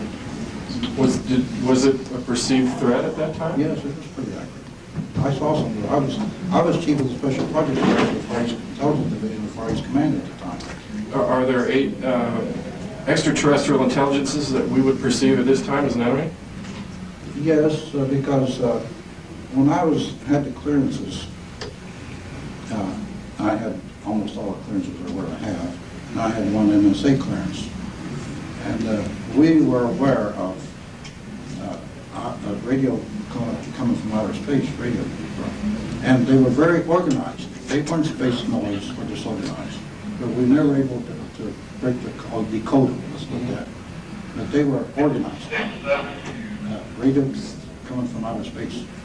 We never pinned it down where they were coming from or what they were trying to say. And then Project Sign did spend a lot of money on that. And they still are, I think. In the 50 years since Roswell, do you feel like our government or the Pentagon is trying to get technology to put us potentially on par with extraterrestrial military I think we threat? succeeded in part of that. I have some pamphlets, which I've never shown, written by General Britton, that he was at Army Materiel Command, one of General Trudeau's better friend. And he discusses laser, which I think was our #2 in importance project. And we made, that started in 1960. General Beach, who succeeded General Trudeau, even made that statement. And all the pamphlets I had at the Army sent me lately go back to 61 on laser. And we had a lot of developments. We made some pretty strong developments. We had to be awful careful with the laser. The weapons we're making, they can pop your eyes in a second. They just pop and go blind. And we made some radar beams that were pretty powerful, lasers that were pretty powerful. Speed, no lead time. They were, the beam got there at 300,000 kilometers a second. There was no lead time. A plane flying the speed of sound, the target would hit instantaneous. It would move 1 centimeter, 1 millimeter, by the time it was hit by the ray. Is that the purpose of Star Wars, the Star Wars umbrella that we have? Yes. In fact, I was the first project officer on the anti-missile missile. General Trudeau appointed me. He said, "You take over." I told him, "General, don't tell me you're too busy. You do it, and then recommend somebody later. Let's get started." And we use, by the way, in the guidance systems, we tried to use some of what we thought was in the brain of the extraterrestrial, because they had 4 lobes. And the missiles were, that was some of what we were trying to do. We succeeded in a way. Do you feel that at this time, do you feel like we're reasonably on par with any threatening extraterrestrials? Oh, yes. Now, something that's classified, we had atomic weapons at the time. Right. General Trudeau in his memoirs said we could drop them in a bucket. That's how small they were. And as far as I'm concerned, all the information I've seen, the extraterrestrials feared the atomic, because remember, one of the main areas that they were looking for was the Los Alamos in this area. My degree area, when I commanded the range, was only a few miles from Trinity site. I was right in that area. And I think the extraterrestrials maybe no. Now, in research and development, when we worked this, we had a lot of people asked, were they hostile or were they friendly? We never quite came to the right conclusion that they were hostile or friendly. But what we did, the way we worked, and General Trudeau's, what he said, just in case we won't be caught helpless. So we oriented in that direction. That was his motto, just in case. There. And they performed a lot of hostile acts. If you look at the record, there's a lot of people, and there were reprimands and a lot of damage, and a lot of people were killed. Thank you. Yeah. Sir, could you tell us a little more about some of the hostile acts that you were aware of upon some of our pilots? Well, they fly close aircraft, they downed some aircraft. They went to Maelstrom Air Force Base, and a UFO flew over, and it deadened the guidance system in every missile we had there, which was our deterrent, the Minuteman missiles. Every guidance system, the same guidance system, and every one was out of commission. And there were quite a few instances of that type. Let's take the Russians at Bokanur, their cosmic drone. A UFO came over for 14 seconds. Their steel towers fell apart. The welds and what was holding together, all the rivets, just came apart. Like Wilbur Smith told me, that what that affected, it destroyed the nuclear binding. And he was an expert on that. His government treated him a little bad. I always thought rotten. And this man was a genius as far as I'm concerned. I had one long session with him, and I was supposed to go up and see him in Mayborough from Lake Ontario. And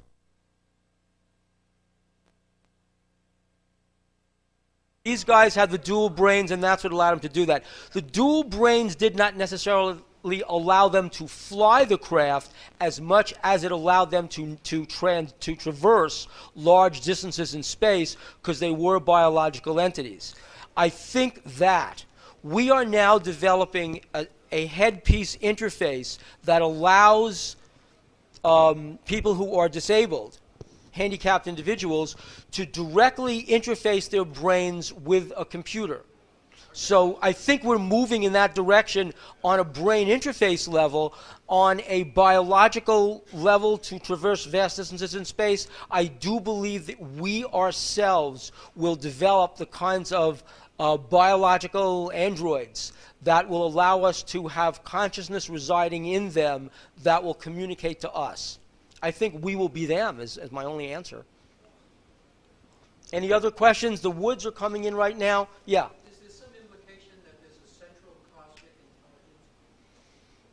intelligence? There is an implication about that, yes. I don't know what the form that would take, but if you listen to Ingo Swann and the Great Matrix, that the central cosmic intelligence is an aggregation, an amalgamation of all there is, and the sum is indeed greater than its parts, which, to paraphrase Robert Heinlein in Stranger in a Strange Land, thou art God. Corso has indicated that he has information, documentation that needs to be released. What's the problem?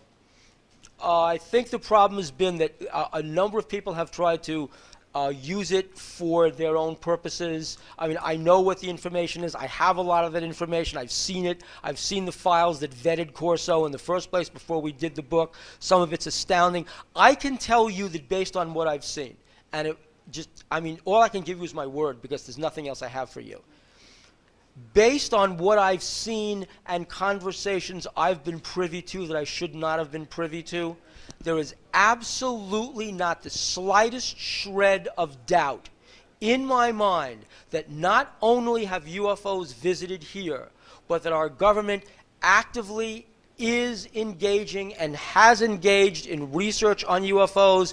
There is a huge warehouse of documents that do exist. I've only seen the tip of the iceberg, that people are alive now and working now who are managing that kind of research, and people in that group are actively looking for ways to get the information out, and they can't, because anything they say that comes out either through my magazine, UFO Magazine, or for books that are tainted, if it has the U word, somehow, because of the excellent job our CIA has done since 1947, it's tainted. They are looking for ways to do it. These are reputable, stand-up, red, white, and blue, you can't get them any bluer than that, people who are absolutely at the center of the research, and who have said, geez, I wish we could have gotten a craft that had that kind of technology. Boy, could we use that. Okay? Best I can do. Time, because we have the woods coming in.